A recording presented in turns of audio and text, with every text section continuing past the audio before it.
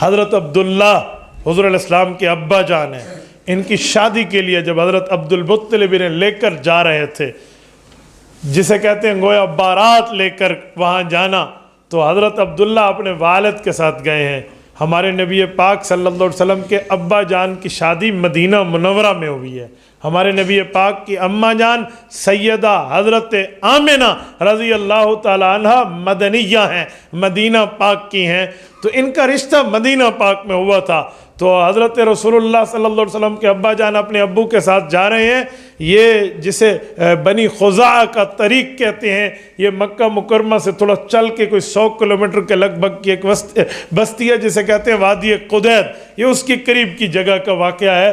تو یہاں ایک خاتون رہتی تھی جو تورات انجیل کی عالمہ تھی۔ وہ خاتون اوپر بالا خانے پہ بیٹھی تھی، اس باپ بیٹے کو جاتے ہوئے دیکھنے پر متاثر ہوئی تو نیچے اتر آئی اور حضرت عبداللہ کا ہاتھ پکڑا اور بات کرنے لگی اور دور لے گئی۔ حضرت عبداللہ کو اپنی طرف متوجہ ہو کر اس نے اپنی طرف مائل ہونے کی دعوت دی، تو حضرت عبداللہ قربان جائیں پیغمبر کے والد کی عظمت پہ، عمر 17.5 سال ہے۔ حضرت رسول اللہ کے والد کی وفات کے وقت عمر 18واں سال پورا تھا۔ یاد رکھیں جب آپ علیہ السلام اپنی والدہ کی پیٹ مبارک میں تھے، حضرت عبداللہ کی وفات میں 19 سال پورے نہیں ہیں۔ یہاں بھی ایک جملہ کہہ دوں، آج کل لوگ شادی بھی 40 سال کی عمر میں کرتے ہیں۔ کبھی اپنے نبی پاک کے والدین کو بھی دیکھ لیں، حضرت اماں آمنہ وفات کے وقت ان کی عمر 24 سال ہے۔ اور آپ کو پتہ ہے جب حضرت آمنہ حضور کی اماں جان کی وفات ہوئی تو ہمارے نبی پاک کی عمر مبارک کتنی تھی؟ 6 سال۔ تو بتائیں 17 سال میں پیدائش بنتی ہے یا نہیں بنتی؟ یہ 17 اور 18 سال میں ہمارے نبی پاک کے اماں جان اور ابا جان کی شادی ہوئی، یہ ہے شادی کی عمر۔ آج کل ہمارے یہاں پتہ نہیں کیا الٹی گنگا بہتی ہے اور ہم حالات سے متاثر ہو کر ان معاملات کو دیکھتے ہیں، کوئی ہمیں شریعت کی تعلیمات یہاں نہیں چاہیے ہوتی۔ حقیقت میں خوش قسمت ہے وہ جس کی 20 سال میں شادی ہو جائے، جب یہ 30 سال کا ہوگا تو اس کا بیٹا 10 سال کا ہوگا، اور یہ 40 کا ہوگا تو بیٹا 20 سال کا ہوگا۔ جس کو 40 سال کی عمر میں جوان بیٹا ہاتھ بٹانے کے لیے 20 سال کا 40 سال کی عمر میں مل جائے، اسے اور دنیا کی نعمت کیا چاہیے؟ اور ہمارے یہاں حال یہ ہے کہ ایک بندہ اس عمر میں جا کے شادی کرتا ہے، جب اس کا بیٹا پیدا ہوتا ہے تو شرم کے مارے اٹھا کر چوک پہ نہیں لاتا کہ لوگ کہیں گے پوتا ہے تیرا۔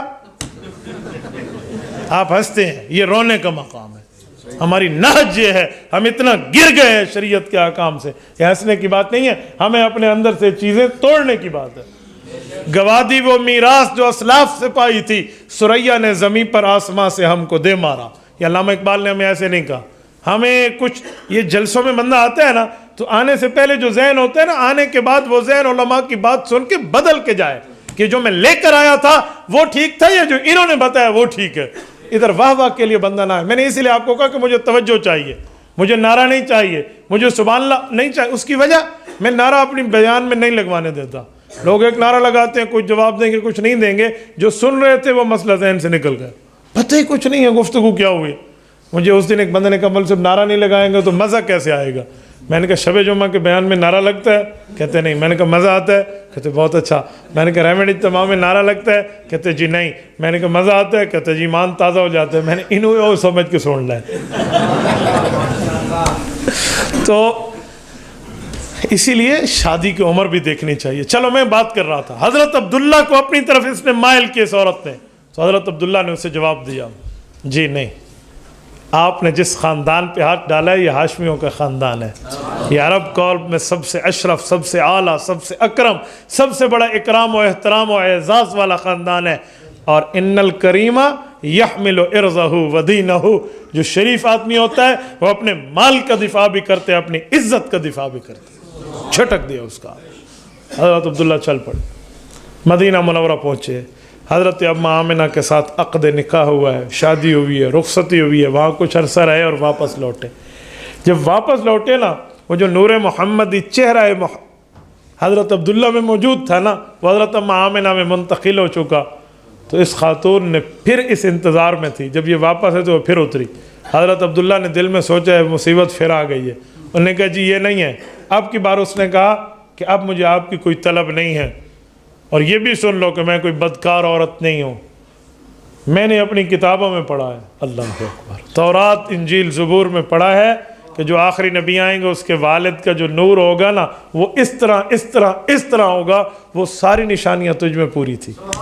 میں چاہتی تھی میں اس نور کی اٹھانے والی بن جاؤں، لیکن قسمت ظاہر نصیب یہ میرے نصیب میں نہیں تھا۔ میرے دوستو، میں نے کہا نا آنے کے بعد لوگ جانتے اور پہچانتے ہیں، ہمارے نبی کے آنے سے پہلے دنیا چرچے گونج رہے تھے۔